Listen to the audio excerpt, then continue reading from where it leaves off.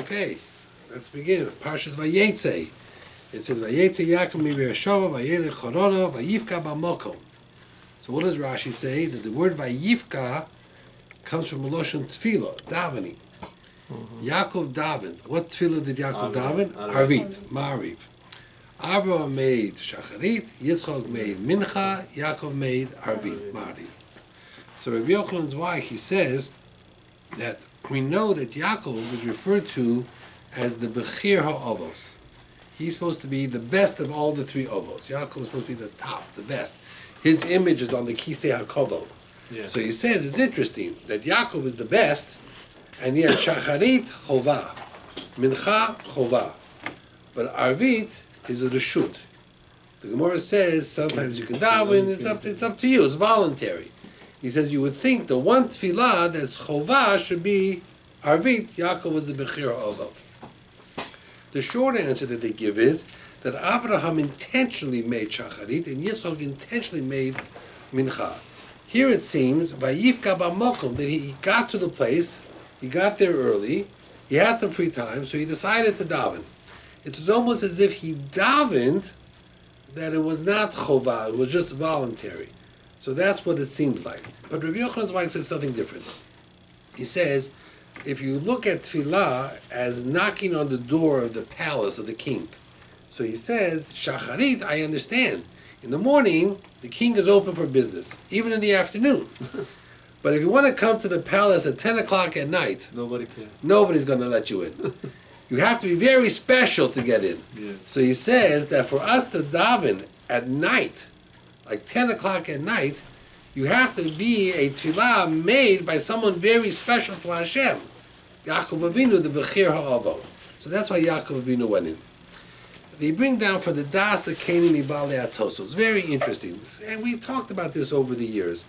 We're going to jump around a little bit tonight, back and forth. It says that Yaakov married Rachel. Yes. And he thought it was Rachel.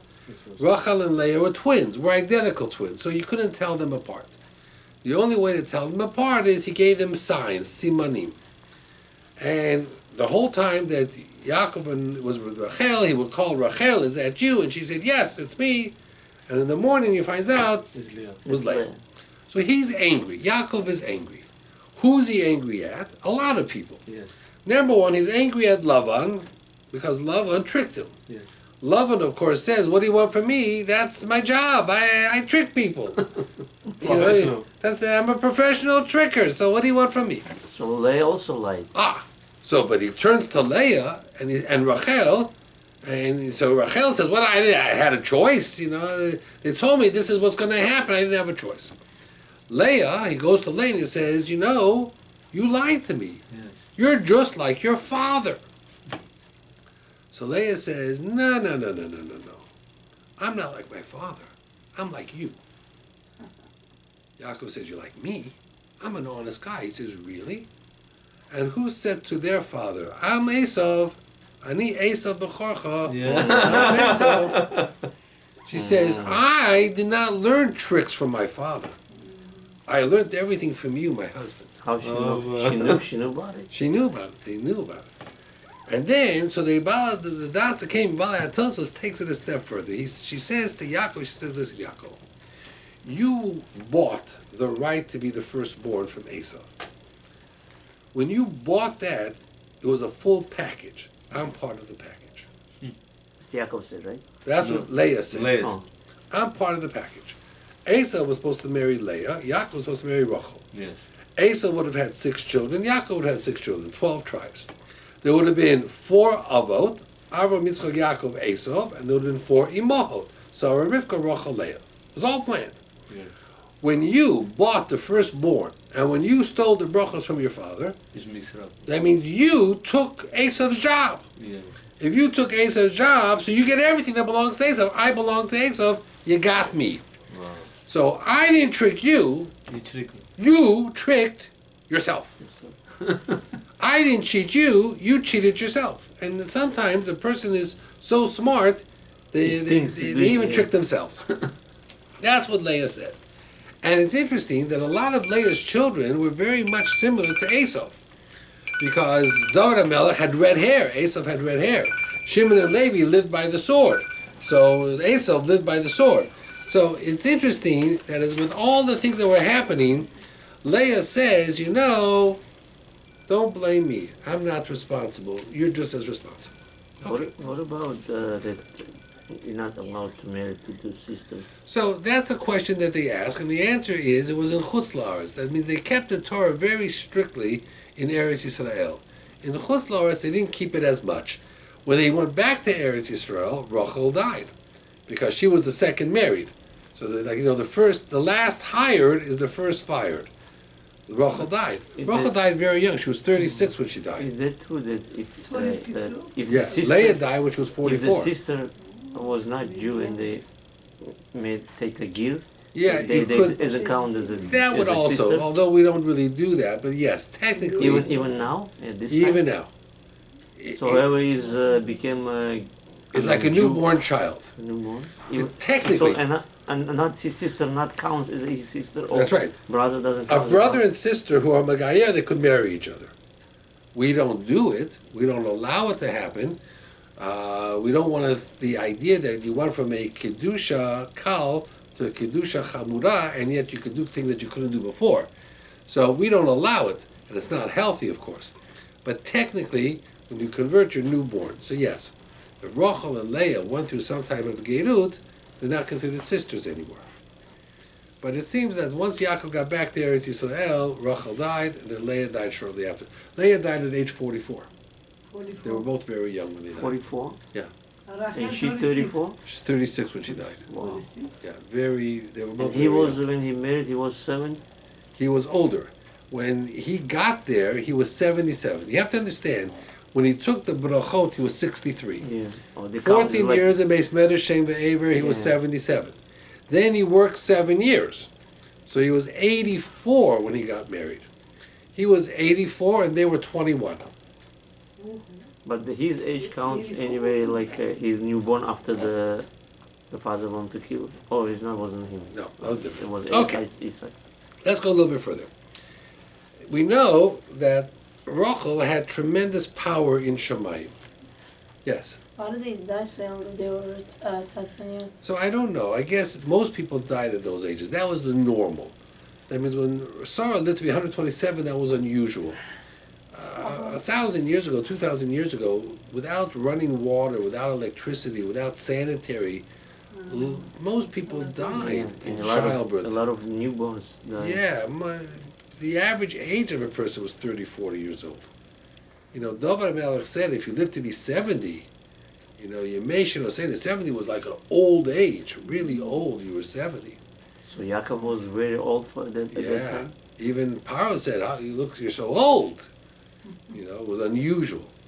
Most people didn't live that long. Between all the wars and all the disease and everything else, people died 30, 40 years old. Life was very short. Very unusual, but very short. It wasn't much different here in America 100 years ago. Yeah. Life was short. Long life, 100. It was, long life was a person lived to be 50 or 60, they were long. It was a long life. 150? No, 50 or в те 60. времена рано умирали, как у нас. It was long. 50-60 считалось очень долго живут. There's a famous medrash in Megillas Eicha. The medrash says that when the Beis Hamikdash was being destroyed, Yirmiyahu went to the Avos, and they asked the Avos to daven. Avraham daven, Yitzchak daven, Yaakov daven, it made no difference. He went to Moshe Rabbeinu, daven, made no difference. Finally, he went to Rachel, and Rachel davened, and when she was crying, her tears shook the very heavens. Because she said to Hashem, look what I did. I gave the signs to my sister. And therefore my sister was able to marry Yaakov Avinu. If I could do that and live with my sister, sharing my husband with my sister, you can forgive Bnei Israel. It was called Baram Anishma, Rachel Mavakal Baneha, and Hashem says, you're right. The Galut will come to an end. Rachel, and till today, people go to Kever Rachel and they daven because Kever Rachel has the tefillot are very powerful at Kever Rachel. So Rav Shalom Shvadron, he says, what was so powerful of what Rachel said? He says Avraham was willing to sacrifice his son, Akedat Yitzchak. Yitzchak was willing to die. He says it's not easy, but it's easier to give up your life for Hashem, because it takes a minute. After that, you're dead. But to live with your husband and your sister, that means I'm not dying, I'm living with the problem. That was Mesirat Nefesh. And then he brings down something very fascinating. We know that in the Parsha, Reuven comes with the flowers, the dudaim. And Rachel says to Leah, I would really like those flowers, because they were supposed to have some type of power for fertility. And what does Leah say? It's not enough, she says, you take my husband. Now you want to take my flowers. Yeah. Very difficult time. Now, Rachel could have said to Leah, I took your husband. You too. You took the husband. It was my husband. Oh, yeah. You know, she could have opened up her mouth. But she didn't. She kept her mouth quiet. So Sholem Shadron says that when you can answer back and you don't, you get a special bracha, you'll have children. And because she didn't answer back, that's why she had children. Bracha had Joseph and then had Binyamin. Malchanya And he Zol. brings down a story with Reb Chaim Kanievsky. Reb Chaim Kanievsky, there was a story that there was a couple who was married 20 years, had no children. And they came to Reb Chaim Kanievsky, and Reb Chaim Kanievsky says, maybe there's a gezerah in Shemaim, you shouldn't have children. They started crying. What can we do? What can we do? He says, I'll tell you what you do. Find two people who are arguing. And when one person finishes and the other person is about to answer back, if that person doesn't answer back, keeps quiet, get a bracha from them, and you'll have children. And it took a few years, and they were at a wedding somewhere, and two people were arguing, and one person was screaming, and the other person was about to answer back, and they run over and say, please don't answer them back.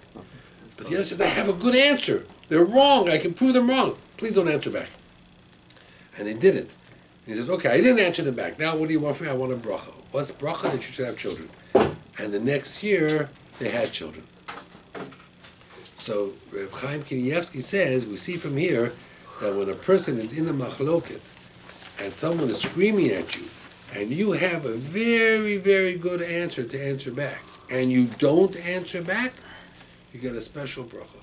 The special bracha is that you can have children. Okay. I'm going to tell you things that you probably haven't heard before, new stuff that I want you to understand. Listen very carefully. It says over here in Pasuk Aleph, Vayifka ba'mokom vayol shom. Yaakov came to the place and he went to sleep there. Now, the Pasuk says that he took stones. He took stones and he made like a protection around his head. How many stones did he take? 12. So they bring down over here, there's a sefer called the Sha'arei Aharon. And the Sha'arei Aharon says, number one, that he took stones because he didn't have a pillow. He didn't, we will talk about what he didn't have much at that point because Eliphaz came running after him. And Eliphaz says, my father told me to kill you, but I don't want to kill you. What should I do? So he said, take all my stuff. If you take all my belongings, I'm poor. Ani choshev kameitz, a poor man's like dead, and he can tell your father, you've killed me. So he didn't have much. So he took stones. Now, it says that he brings down a medrash that he took 12 stones. Why? He knew from his family that there was this concept, this idea of building 12 shvatim. He says, my grandfather Avraham wanted to have 12 children. He didn't have 12 children. Maybe he did, but not worthy of building shvatim. Then Yitzchak, maybe Yitzchak, Yishmael had 12 children, and Nochar had 12 children. None of them were able to build the 12 tribes. Yitzchak only had 2 children, not able to build the 12 tribes. Maybe I will be lucky enough to build 12 tribes. So I'm going to take a test. I'm going to take 12 stones. If in the morning all those 12 stones become one together, it's proof that one day I'll have 12 children and I'll build the 12 tribes. That was his test. He goes to sleep that night, and the next morning the 12 stones are one. Together. That's what the Medrash says. Okay, so Yaakov knew that he was going to have the zchut to build the 12 tribes. Great.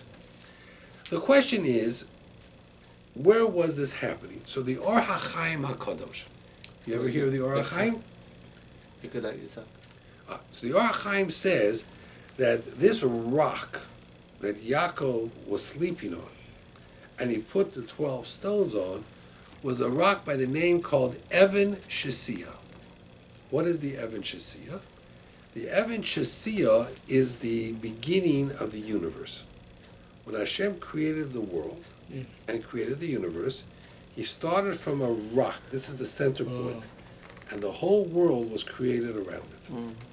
From that rock. That rock. That rock is called the Evan Shesiah. It is the center of the universe. Today, on the Har HaBayit, the Arabs built a mosque around it. It's called Dome of the Rock. That's the rock.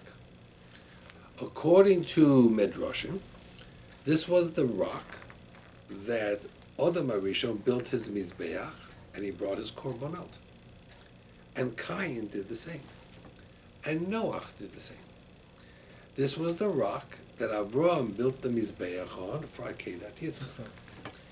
This is the rock where the Aron Kodesh was put on in the first Beit HaMikdash. In the second Beit HaMikdash, there was no Aron Kodesh, it was only the rock. This is the center of the universe. All tefillot go from there to Shemayim. When you daven, your tefillah doesn't go straight up. It travels across the Atlantic to Yerushalayim, to the Har HaBayis, to the rock, and from the rock it goes up. That is the Shar HaShamayim. If you live in North Africa or South Africa, you daven north. If you live in Australia, you face west. You live in New York, you face east. Okay? So the Evan Shesiah is the center of the universe and the centerpiece of the world. And it's probably the most contested piece of real estate in the world. Everybody wants it. The Arabs want it, the Christians want it, the Jews want it, everybody wants this piece, this stone, this rock. What we understand over here is that Yaakov took 12 stones. When he woke up, those 12 stones became part of the rock. So now the Evan Shesiah grew by 2 or 3 inches. It just had another layer of rock on top of it. Fascinating. That's what the Or HaChaim says. That this Evan Shesiah was the center of the universe. What is more fascinating is the next thing I'm going to tell you.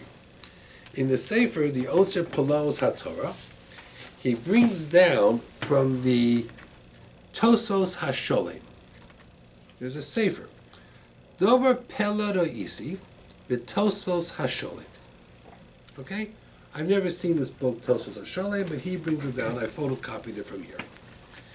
He says, listen to what happened. When the days of Shlomo HaMelech, they were building the Beit HaMikdash. So here was the rock. And they started to build the walls of the Beit HaMikdash around the rock. Because this was going to be in the Kodesh Kedoshim. The Aron was going to be on here. The next morning, they found the rock outside. It moved. Why? They didn't know. You don't have to. So they took a lot of time and they put it back in. They continued building. The next morning, they found it outside again. So they were disgusted. It says in the pasuk, "Even mo'asu habonim." There was a rock that the builders were disgusted with, hated. That was this rock. They went to Shlomo HaMelech. He said, we got a problem here. This rock has a mind of its own. We're building and it's moving. It doesn't make sense. Rocks don't move. Someone's playing games. Shlomo HaMelech goes to the rock, and he has a way of communicating or through Nevuah, and he says, why are you doing this? So the rock says, I know that you intend to build the Beit HaMikdash, that's wonderful. But I also know one day the Beit HaMikdash will be destroyed. And when they destroy the Beit HaMikdash, the enemy is going to destroy everything. Which means they could destroy me. I don't want to be destroyed. So I don't want to be in this building. I go outside. I want out. So Shlomo HaMelech says, okay, I'll make you a deal, he says. We'll take you out, and they put a different rock in. That's why, according to the Tosos HaSholem, the rock that's there now is not the Evan Shesiah. Original. It's a fake rock. He says, where are you going to put you in? He says, I'm going to put you in the Kotel Hamaravi, in the western wall. Because I have a nevuah from Hashem that the western wall will never be destroyed. That's what he writes. He wrote this 1,000 years ago. Okay, 1,000 years ago. He says that Evan Moasu Habonim Hayatal Lerosh Pinah was the cornerstone. So he says, Achabo Shlomo Bechochmoso, V'nishbalo, and swore to the rock, Sha'afilu Yecharava Hakol, even if the whole building gets destroyed, Hilo Techarav, it will not be destroyed, V'lo Tozuz Mimakomo, it will never be moved. V'kovua, and he built the rock, V'kotel Hamadavi, the western wall. And he brings down from the Minchas Elozar, in his Sefer, the Shar Yisachar, the Ashchina lo zoza me'ola mikotel hamaravi, because this rock is there.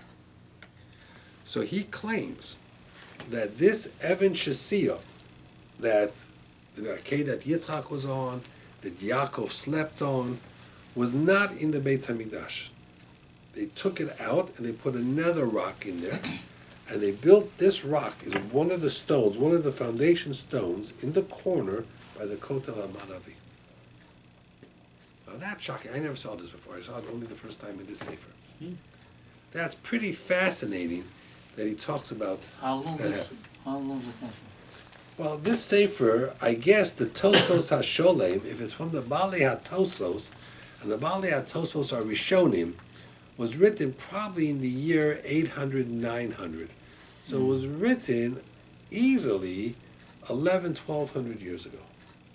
No, what about the stone that happened when? There's like Well, the stone was part of creation. The stone is almost 6,000 years old. It's the foundation stone of the world. Hashem The created the beginning. world. Начало. what is now with the fake stone? What is it now? It's a rock. I Там have это, там yeah. это. I have a postcard picture of it. I've never been Арабы into там the. это. It's a rock. The Arabs build The the mosque around. mosque of The the dome Mecca? of the rock. Mecca? Mecca. What? Mecca? No. Mosque. In Yerushalayim. Oh, in Yerushalayim. The gold dome is called the Dome of the Rock. It's the dome that underneath is just this rock. They claim Akedat Yitzchak was on that rock, but they said it wasn't Akedat Yitzchak, it was Akedat Yishmael. They believe It's in Yishmael was. Yerushalayim, but Right. right now it's a mosque over there. Yeah. They also believe that Muhammad had a vision that he came to Jerusalem. Muhammad never made it to Jerusalem, but this is a vision. And he on a horse called the El Baruch, a white horse, and he went on the rock, and from the rock he flew to heaven. Imagination. Yeah. Good And thing. that's why they want that rock. Rabbi, this is the Kotel Maravi picture. Correct. Where is the rock in there? I don't know. It's there somewhere. Some Maybe you'll find it. Maybe it's on the men's side. Maybe it's on the ladies' side. Maybe it's inside. Maybe it's underneath. I don't know where it is. I don't know. Somebody Maybe must somebody know. knows. We don't know. We don't know. Okay. Next. one day we're gonna know. Let's go a little further. Anyway, Yaakov goes to sleep, has his favorite, his dream. He gets up, Vayikatz Yaakov Mishnasa, Vayomer, Ochein Yesh Hashem b'mokom hazeh, God is here, I didn't know about it. Manora mokom hazeh, this is only Beis Elokim, v'zeh Shar HaShamayim. This is the gate to Shamayim. There is another gate to Shamayim, Chevron. That's why the Morat HaMachpelah is so special also. It's one of the gates to Shamayim. Anyway, it says that he got up in the morning, he took the stone that he put by his head, Vayitzok Shemen al Rosh, he poured oil on the stone. In those days, everything was anointed with oil. Aharon was anointed, Moshe was anointed, all the Kalim in the Beit HaMikdash were anointed. So they asked the question, where did he get the oil? Yeah. Okay? Now, understand something. He probably had oil, but Elipas took everything. So where did he have oil? So this Sefer, the Otzer Pelos Torah, brings down a pshat from a Sefer called Poneach Roza. Interesting, Poneach Roza.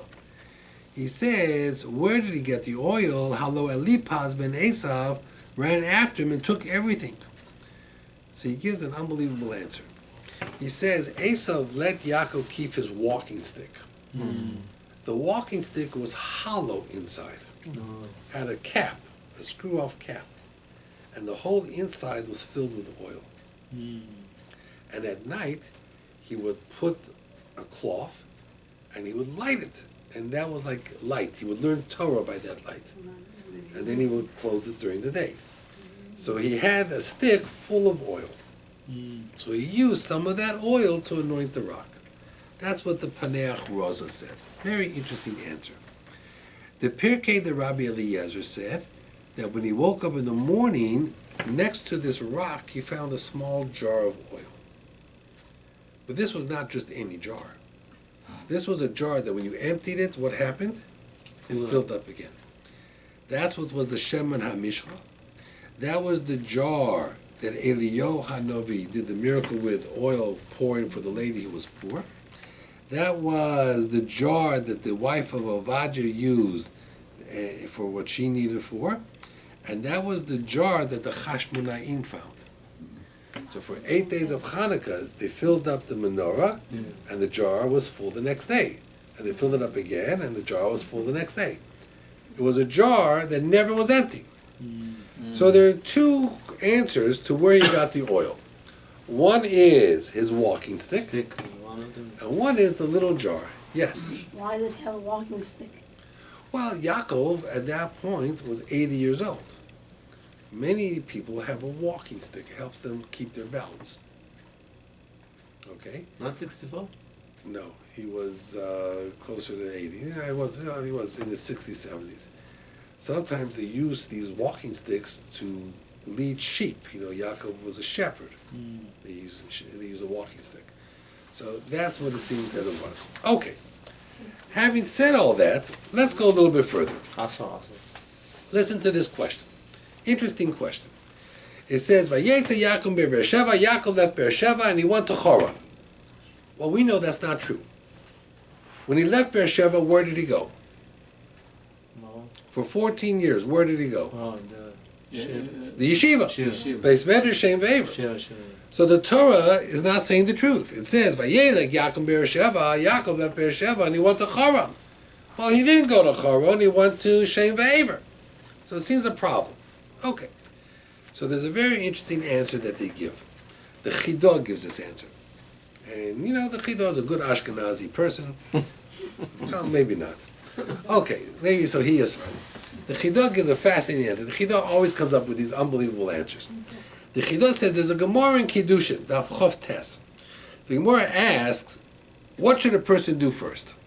When a person turns 18, 19, 20 years old, should he get married and then learn Torah?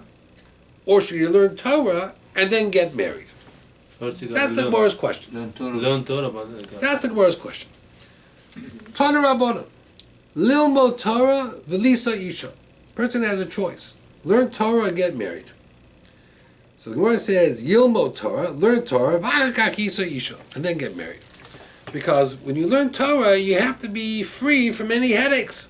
yeah. If you're married, you have to have an apartment, you have responsibilities, you have to have food and rent, and if children come, it's not easy to learn Torah when you have all those responsibilities.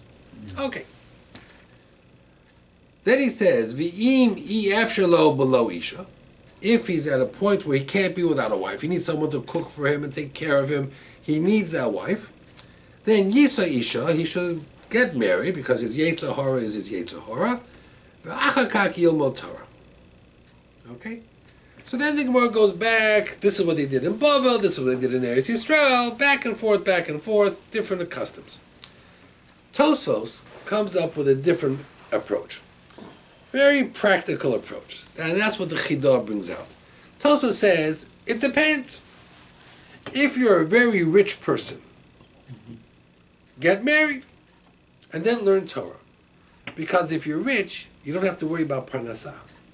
So now you have a wife, you have a home, you can have children, she can take care of your needs, she can cook for you, she can bake for you, she can clean for you, she can do your laundry, and you're free to learn Torah.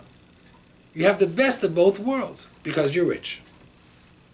If you're poor, you have no money, go learn Torah first.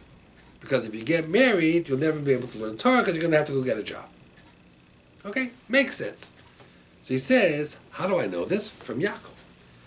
Vayetse Yaakov mir Beersheva. When Yaakov left Beersheva, he was very rich. He was going to Haran. He was going to get married because he was rich. Yeah. Get married, I'll learn Torah afterwards. What happens? Eliphaz comes. Take everything. Takes all his money. Now he's poor. So where does he go? To yeshiva. He says, if I'm poor, I can't get married now. Now I got to go to yeshiva. So he says, the pasuk says that Yaakov left Beersheva to go to Haran. That's true. What we don't have in the pasuk is that Eliphaz came and tried to rob him. Now he's poor, so he goes 14 years of Beis Medrash Shem Aver, and only afterwards does he go back and do what he has to do. Okay. Let's go back to the pasuk. Vayifka b'mokom. He came to the place. The Gemara says, Rashi brings down, he davened tfilat arvit. Okay? Then it says, Vayolen shom, he went to sleep there, kivo hashemish, because the sun set. Based on the order, what time did he daven arvit? Wow. 5 o'clock? Shkia. I would say before Shkia. Yeah. It was light still. It was still light. Yeah. Because it says he davened, and then he went to sleep because the sun went down.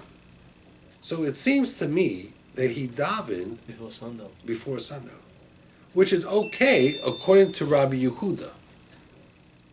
But according to the Chachamim in the Gemara and Brachos, when are you supposed to daven arvit? 3 stars. When the stars come out, when it's nighttime. Yes. So we have a pasuk that says that Yaakov davened during the daytime. So we have a proof that Rabbi Yehuda is right and not the Chachamim. But we paskin like the Chachamim. So we have a problem. Now if you say to me, well, maybe we don't learn from Yaakov anything, there's a problem. Because Yaakov wrote Arvit. That means, for me and you, maybe the Gemara won't learn how to conduct ourselves. But Yaakov was the one who created Arvit. And if he created Arvit, and the first time he davened, it was daytime, That's the right thing. then it tells you can daven Arvit during the daytime. It's a big problem for the Chachamim. So the answer that they give is that even the Chachamim admit there's one day a week you can daven Arvit early.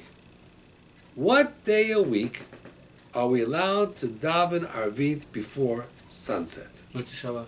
Not Motzei Shabbat. Oh, no. Erev Erev Shabbat. Erev Shabbat. Erev Shabbat. I'm sorry. Friday. Because you're allowed to bring Shabbat in Oh, early. yeah, Erev Shabbat, yeah.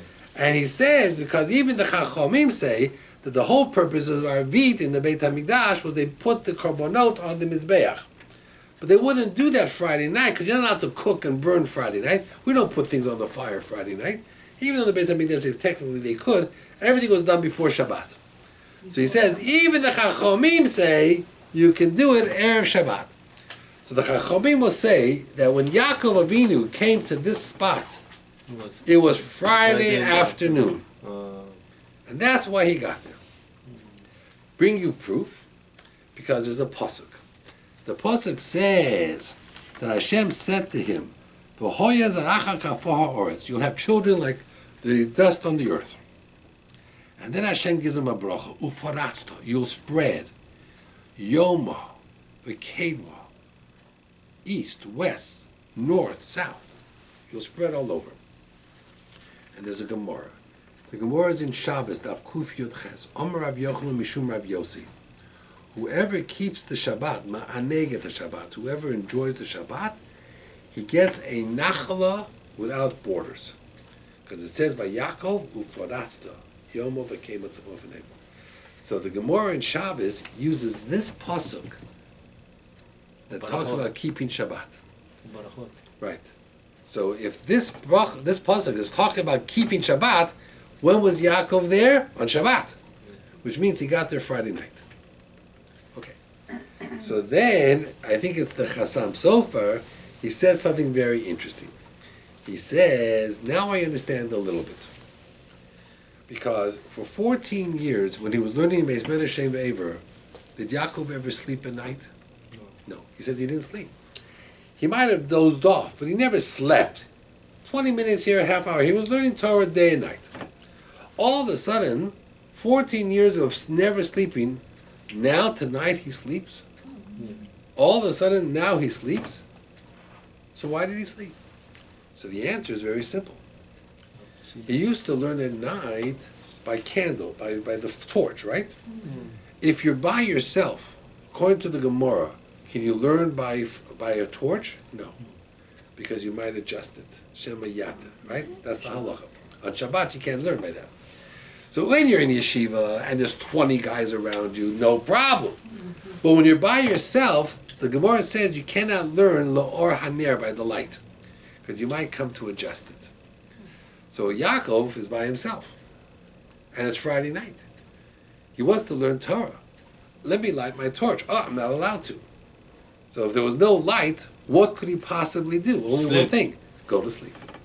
So he wants to sleep. If you put the torch, so he may adjust it, or That's right. The Gemara says, there's a Gemara in Shabbos, that if you're learning Friday night and you're learning next to a candle or a fire, a kerosene lamp, it's asur unless there's two people. Why? Because you might, by mistake, by mistake, you mean? now, you're so busy learning and the light starts getting weaker, you'll adjust it. If two people are not gonna do it, Right? No, because someone, if you're about to adjust it, he'll stop you. Someone will stop you. One will control. One, another. so that's the Gemara. okay. Now So that's fine. So now I understand why he went to sleep. The problem is, when he gets up later on, he says, "Oh, I didn't realize this is the Beit HaMikdash. If I would have known," Rashi says, "I would not have gone to sleep." Which means I would have been learning. But how can you learn? You might adjust the candle. So he gives a very interesting answer. He says that adjusting the candle is midrabanan. And in the Beit HaMikdash, there were no derabanans. They didn't keep the rabbanans in the Beit HaMikdash. Ein shavus b'mikdash. Shavus means the rabbanan. So now that he realized that he was in the Beit HaMikdash neighborhood area, he could have learned by the candlelight. But he didn't know it. He didn't know. That's what he says. When he woke up and he realized he was in the Beit HaMikdash, he says, "If I would have known, I wouldn't have gone to sleep. What would I have done? I would have learned by the candle. But you might adjust it, but I don't care. In the Beit HaMikdash, there's no We may midrabanans. adjust it. no limit. There's no restrictions. There's no midrabanans. So he could have done it. There's a Chassam Sofer. Chassam Sofer says that this night that he was in the Beit HaMikdash was Tisha B'Av night. Now there was no Tisha B'Av yet, but it was that time of year, summertime, Tisha B'Av. We know this because we learned from Yaakov a custom. Many people on Tisha B'Av, in their pillow, what do they put? A stone. Because Yaakov slept on the stone. Right? Or they sleep in the carpet. Right. But they put a stone. So the Chassam Sofer says, we Under learned the, that. under the pillow, you're on the pillow. Well, on the pillow would be hard. Probably under the pillow somewhere so you could feel it a little bit. So he says, we learned that from Yaakov Avinu because he slept on a stone. He slept on stones. So it must have been Tisha B'Av when he was there. If it was Tisha B'Av, and Tisha B'Av could fall out Friday night. This year Tisha B'Av falls out Friday night. You're not allowed to learn Torah. That means when Tisha B'Av falls out on Shabbat, you only can learn things about Tisha B'Av. You can't learn Torah. So therefore, it's possible that Yaakov said, I cannot learn Torah even if I had light, because it was Tisha B'Av. So that's a different answer that they give. That he may not be able to learn Torah because it's Tisha B'Av. So that was some of the answers that were given about this particular thing. Okay, let's look at some of the things that he says over here. One thing he brings down over here from a medrash, that when Yaakov Avinu left Beersheba to go to Haran, it was Pesach time, which is interesting. That means he was traveling right in the springtime, which was a good weather to travel. Wasn't too cold, wasn't too hot. So this whole story, remember, the whole story with Yaakov and Esav and Yitzchak and taking the blessings happened on Pesach. Yeah, Korban Pesach. The Korban Pesach. So then Yaakov had to leave. So when Yaakov left, it was Pesach time. I mean, that's a fact, just an interesting fact. The next thing he brings down over here, which I found interesting, he says that the stones, the rocks of Israel, are heavier than the rocks of Chutz La'aretz. I don't know how he knows that. But we know that when the Arabs throw rocks, they're deadly, right? Because the Israeli rocks are heavier. He says in the days of the Gemara, when they came from Bavel to Israel, as they got closer to Israel, they had rocks from Bavel. And they would pick up the rocks from Israel and they would weigh it. The same? We're not there yet. When they got to, much heavier. This rock is heavier than this rock, even though they're both the same size. This is heavier. They knew they were in Israel. And right now also That I don't know. I can't tell you right now. I never did a study. He says over here, Avnei Eretz Yisrael, Kevedim were heavier mi Avnei Chutz La'aretz. And he brings down from Pirkei the Rabbi Eliezer, She'avnei Eretz Yisrael Kevedos mi Avnei Chutz La'aretz. And it says, because of Od, Shebezeh hoyu hachasidim harishonim mavchinim im bo legvul Eretz Yisrael. That's how they figured out if they were in Israel. They would weigh the stones. And they would keep Chutz La'aretz stones, and if they would weigh it, and they found the stones to be heavier, they knew they were in Israel. They would kiss the ground and kiss the stones and thank you. So it says, and that's what Moshe Rabbeinu says. The Medrash Rabbah says, from the Medrash Tanchuma, that Moshe Rabbeinu said to the Meraglim, check the stones. See if they're really stronger, heavier. The cities that were built with stones are much stronger, fortified. He brings down from the Medrash Tanchuma that Moshe Rabbeinu said, check the rocks, check the stones to see if they're stronger or not. So I found that to be very, very interesting. He asked, how many rungs did the ladder have that Yaakov dreamt? He says, one opinion says there were 3, one opinion says there were 4 goliot, and one says 7. How wide was the ladder? The ladder was very wide, because 2 malachim went up and 2 malachim came down, and a malach is very wide. I didn't know. He has dimensions. The malach is like miles wide. A malach is enormous. Very strange. Then he asked a very interesting question. Who were the malachim going up? Malachim were going up, and malachim were coming down. So some people say the malachim of Eretz Yisrael were going up, and the malachim that go to Chutz La'aretz were coming down. He brings down 2 opinions, different opinions. He says the first opinion is that Uzzah and Uzziel were going up. Now, who was Uzzah and Uzziel? They were the malachim that Hashem threw out of Shemayim in the days of Adam Harishon. And then they sinned. And they sinned. And once they sinned with the Benos Haaretz, they couldn't go back up again. Hashem took their wings away. They couldn't come back up to Shemayim. So they were banished. They were exiled down to earth. And they could only go up when Yaakov had his dream of the ladder. So he says over here that the Rosh in Parshas Parasha says Dover Nifla, She'amalachim she'olu besulam ho'ishnei malchei chavala. There were these 2 dangerous angels, Uzzah and Uzziel, mehanefilim, that came down during the days of Enosh. Okay. He gives another opinion, very interesting. He says, the 2 malachim that destroyed Sodom, they said to Lot, leave, because we are going to destroy Sodom. And Hashem says, you are going to destroy Sodom? I'm destroying Sodom. And therefore he banished them. Who were the 2 malachim? Gavriel and Raphael. And they were stuck on earth, he says, for 138 years. He says, Omnom b'Medrash Rabbah and the Targum Yonason, she'hamalachim ha'elu hoyishnei hamalachim shehafchu et Sodom. They overturned Sodom. V'nitchu mimechitzosom hashamayim, and they were banished from heaven for 138 years.